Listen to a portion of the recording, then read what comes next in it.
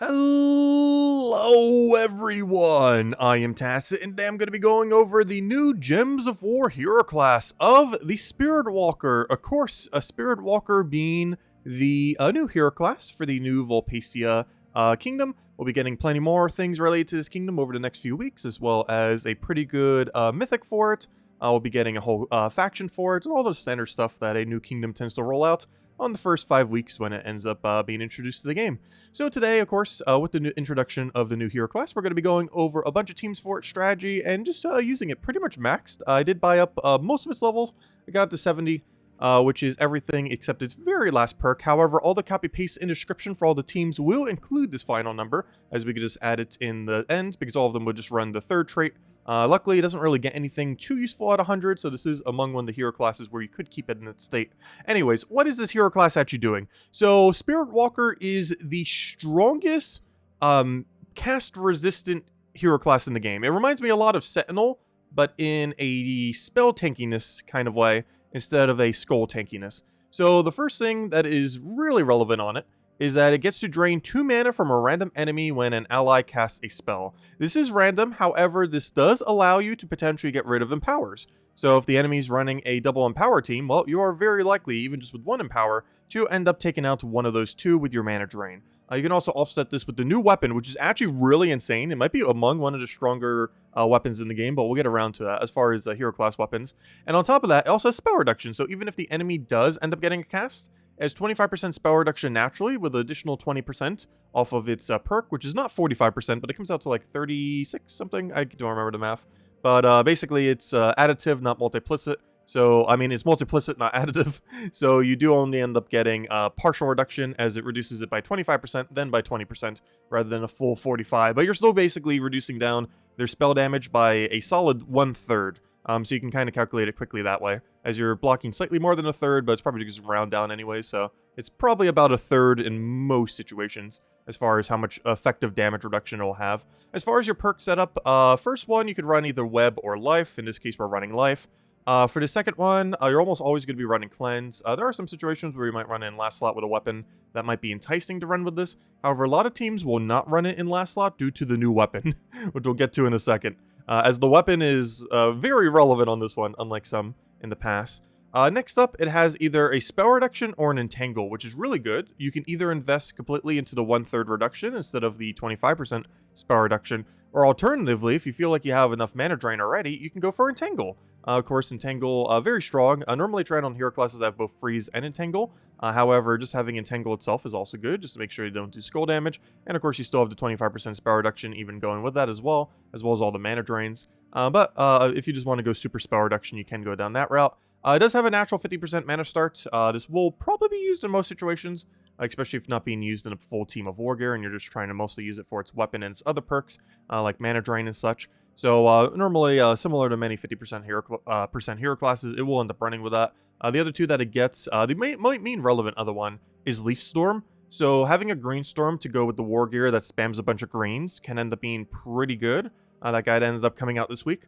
Because if you're using 4 Wargare on your team, you're going to be getting a lot of green onto the board, and being able to go cycle that board into even more green, at least for the first 4 turns, going to be a lot of value. So there will be some niche situations where you don't go 50% mana start. I would say about 90% of the time it's going to be mana start, with the rest of the time being trying to utilize the Leaf Storm if your team doesn't already have a option to do so. With all the green spam. The next one is really situational depending on what you're using. Relics could be good if you happen to be using a relic weapon, though I don't think this could be happening too often with this. Gaining 4 life just for every single time you take a green, because you're already likely using a green spam team in most of these situations, or simply just having a flat line extra armor for all of your green allies. Really, it depends on the situation. All 3 of them can be useful. And then we have the mana choice, either green or purple. Similarly, with how much green spam it has, or will generally be used with, it is better to, more often not, to go down the green route. However, it does have the option for additional purple mana. And on its final perk, it unfortunately has 3 really bad options, but given that it itself is a Wargear, and that it will likely be used with other Wargears, you can end up giving all Wargear allies 2 life every single turn in order to at least get some amount of value. This isn't particularly good, but hey, it's a little bit extra bulk, and definitely has a little bit to go with it, particularly spell bulk, that is for sure. Anyways, so let's get to the weapon. So normally the weapon on a hero class wouldn't be too relevant. Normally you just kind of pass it off, just kind of average, maybe slightly below average, sometimes slightly above average. This one is actually insane. So it reminds me of Flamefer with no drawback, with mana drain, with auto extra turn, and if it doesn't want to do that, it has a true damage one shot. So it has, the first half of its ability. If this first half was the only thing it did, it would already be insanely good. It creates 8 Spirit Gems, which of course are blue gems that drain 2 mana when taken, and gains an extra turn. The gain an extra turn part is the main thing that is very strong. Keep in mind the second perk, or the second effect, does not have extra turn on it. However, this first one does. And the consistency of getting mana drain on this thing is pretty much guaranteed. You might not end up landing a 3, you might not end up landing an extra turn, or, like a 5 times or something. Obviously, auto extra turn, but I mean like an extra turn that you can swipe from the board. But it is getting its automatic extra turn, meaning that regardless of where these 8 Spirit Gems go, you will almost guaranteed have a follow-up. Even if it's just a 3 on the board where you can take like 4 mana drain to the entire enemy team. This is going to be so good for mana drain spamming, as not only can you feed something else on your team that's blue, it does use green itself, so you could feed, like, for example, let's say Truffle. Actually, I don't actually mention any Truffle teams here. It's kind of funny because I have Spirit Fox on all these. Yeah, I don't have any Truffle or Beatrix teams for any of them. However, you could end up synergizing it with something that is blue that can spam a lot of green naturally, like let's say Truffle, for example, and or even Beatrix because of true damage synergy.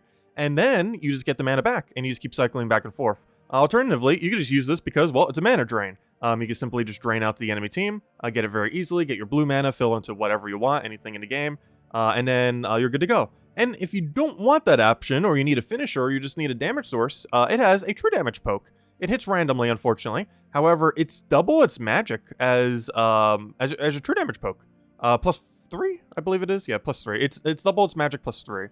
So that's a pretty hefty hit. There are a lot of situations where this will not one-shot. However, there are also a lot of situations where this will end up one-shotting. So in those kind of contexts, especially if you're using like Beatrix or something else to kind of lower it just ever so slightly, can end up having some really good synergy. And that makes it so you have a really good first cast that you're clicking like most of the time, probably 80-90% of the time.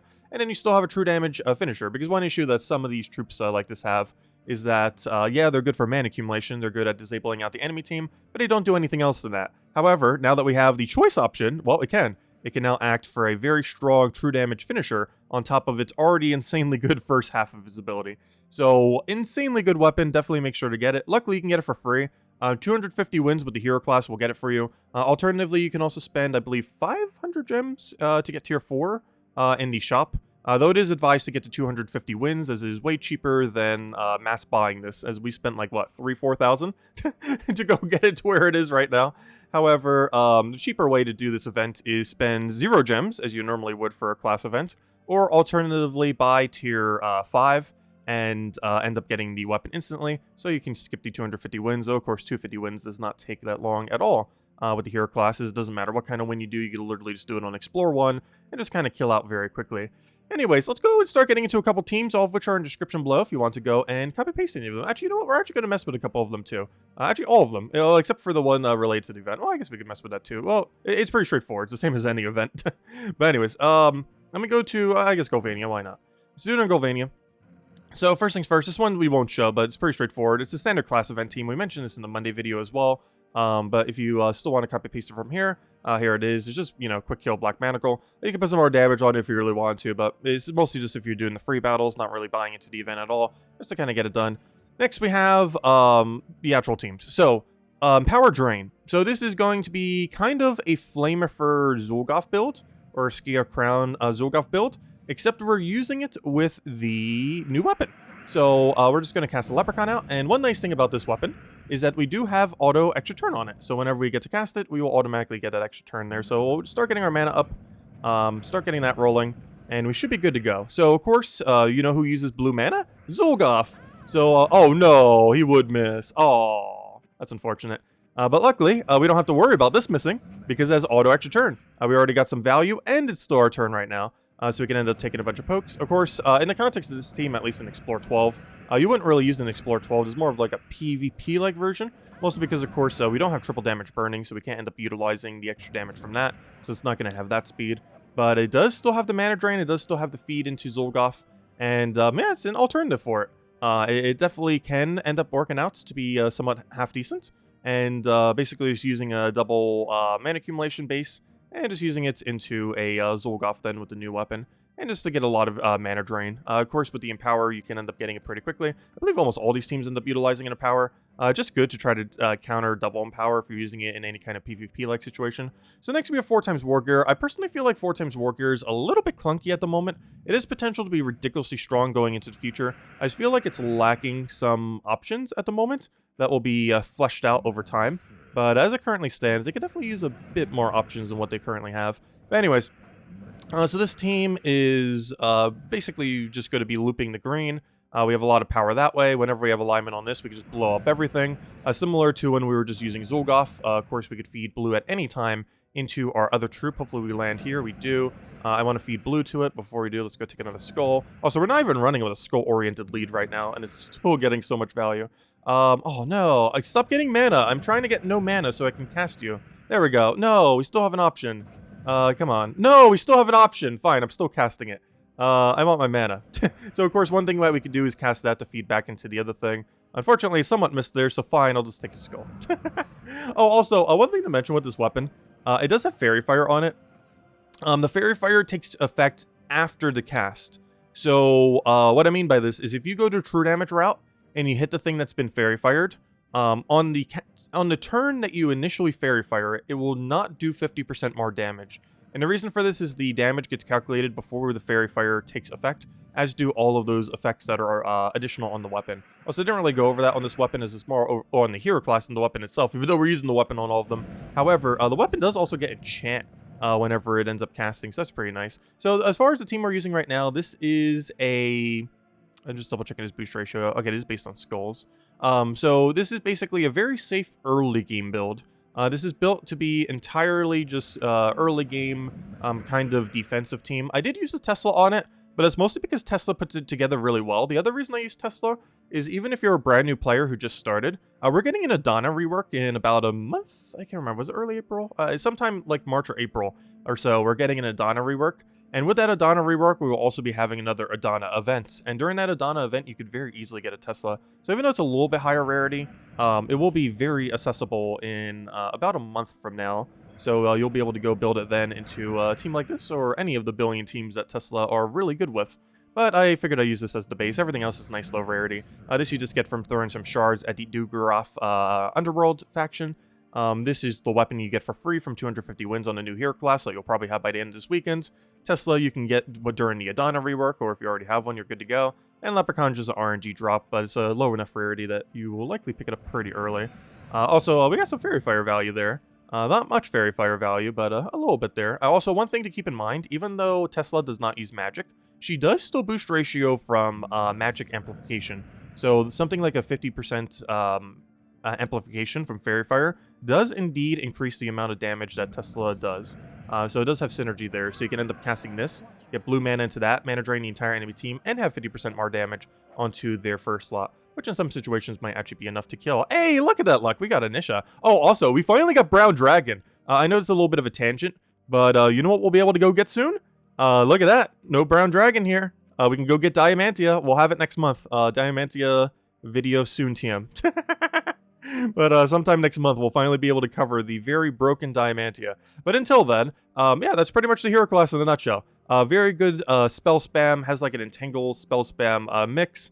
And overall, it's a pretty strong hero class. I feel like it's a very situational hero class, though. Like, it doesn't itself have mana drain, so if this gets somewhat popular, it's going to counter out itself and then going to become unpopular again. Like, it might become very initially popular. Like, I plan to see a lot of this on the next Guild War, and then I think we're never going to really see it much again. It reminds me a lot of Monk hero class, where on paper it is ridiculously strong, but in practice it just doesn't do as much compared to that of Elementalist, compared to that of Frost Mage, compared to that of Thief, compared to that of Orb Weaver. There's just a lot of hero classes in the game that are just really, really strong, so the bar is very high for what is considered a good hero class, and this definitely is. It has a lot of spell reduction, but you also have to keep in mind, a lot of its value is actually the weapon.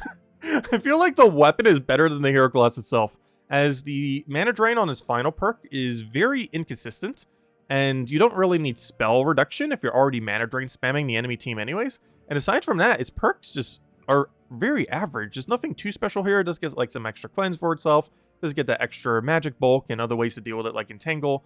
but or Leaf Storm if you want to run it with those kind of teams. Like that would have been really good with that second team where we were running it with the Wargare that spams a ton of green. That's his main synergy if you do go down the green route, or if you're running it with like Truffle or Beatrix. But overall, it's the weapon.